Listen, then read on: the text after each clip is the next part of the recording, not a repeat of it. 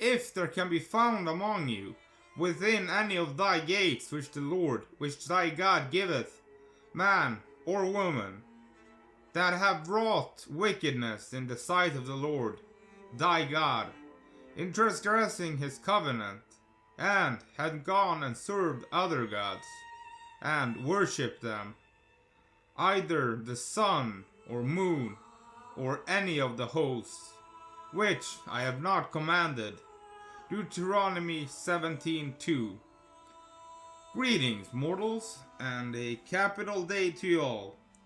I'm your humble host Simon, and you are watching the Library of Gnosis.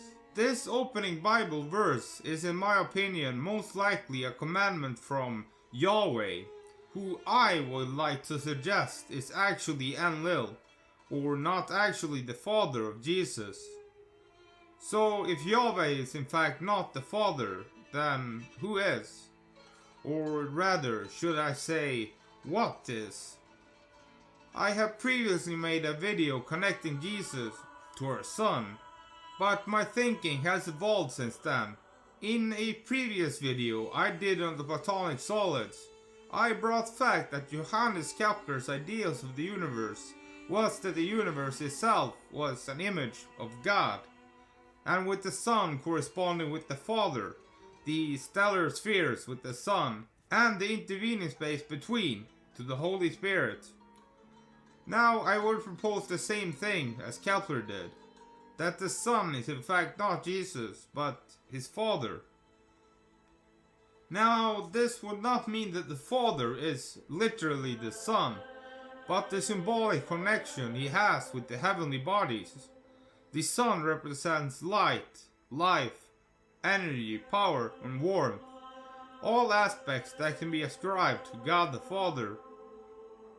If the sun is the Father, it would then make sense with my proposition that Jesus is in fact Mercury, which is the closest planet to the sun, as Metatron, and presumably Jesus too, was said to be the closest soul to the Father. It bears repeating, as above, so below. Mercury seems to be the stepping stone towards unification with God.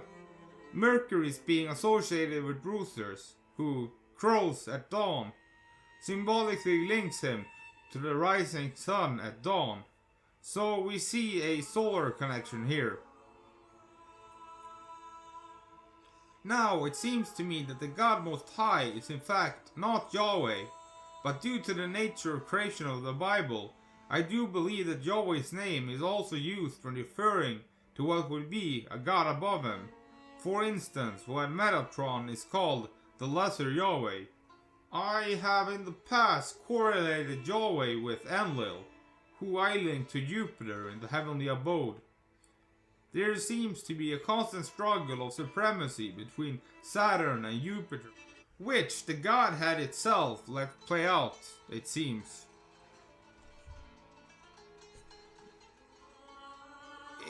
It seems to me that the name of the true Father has been lost to us. I like the using of the name Atum when referring to the Father, but at this point, I guess you can probably use any name that suits you. El Elyon, which means God Most High, is one interesting proposal, but that is a story for a different video. My Father, who has given to them, is greater than all. No one can snatch them out of my Father's hand, and I and the Father are one. John 10:29. Statements like this will show you why Jesus has been confused with his Father, the Son. In essence, they both represent the same thing. As mentioned, I have made the case of that Mercury does in fact correspond with Jesus, the living God. If this is the first time you're hearing this, then I would recommend you go watch my 2 previous videos I've made on the subject. Links in the description. According to the New Testament, in the last few moments of his life, Jesus cries out, my God, why have you forsaken me?" In the Gospel of Mark, these are Jesus' final words.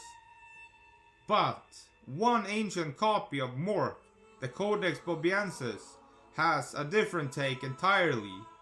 In the oldest surviving Latin Gospel, Jesus seems to call out for the sun god Helios instead. To paraphrase Jesus here, again Jesus spoke to him, saying, I am the light of the world. I and the Father are one. Now let us return to the Son being the Father.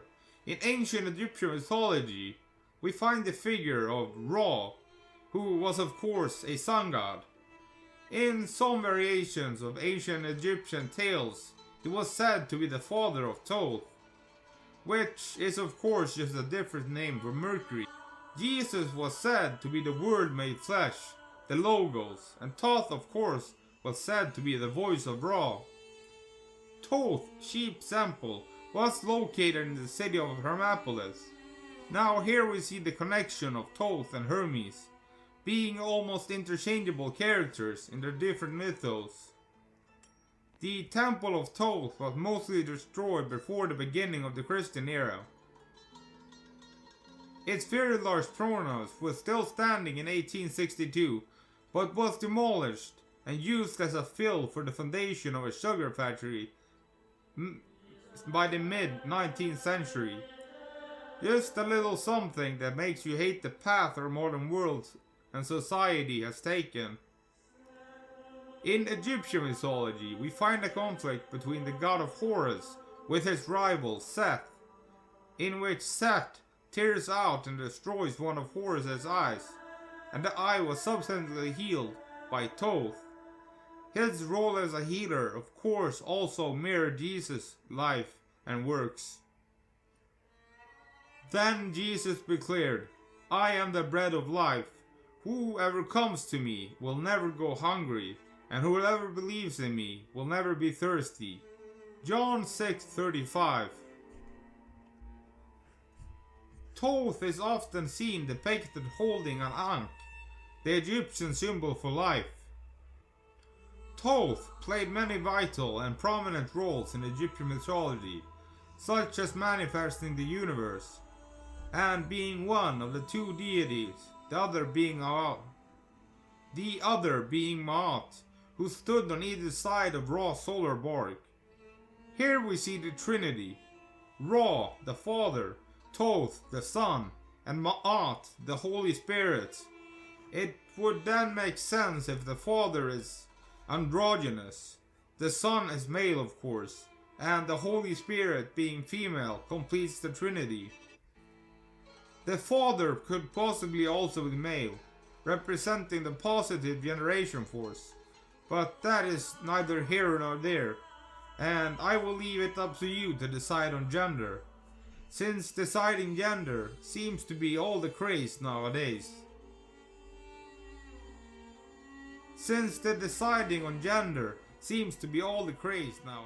Now, this has been a short but very cryptic video. I think we uncovered a lot in this one. Thanks for watching. I implore you to check out my Patreon to support my work. For those of you that have decided to support me, I appreciate it a lot. I feel like an internet beggar doing clown tricks for your entertainment in the hope that you donate. Trust me, if I was in this for the money, I would have chosen a different area of study. Anyway, rant over. I will see you in the next one, mortals.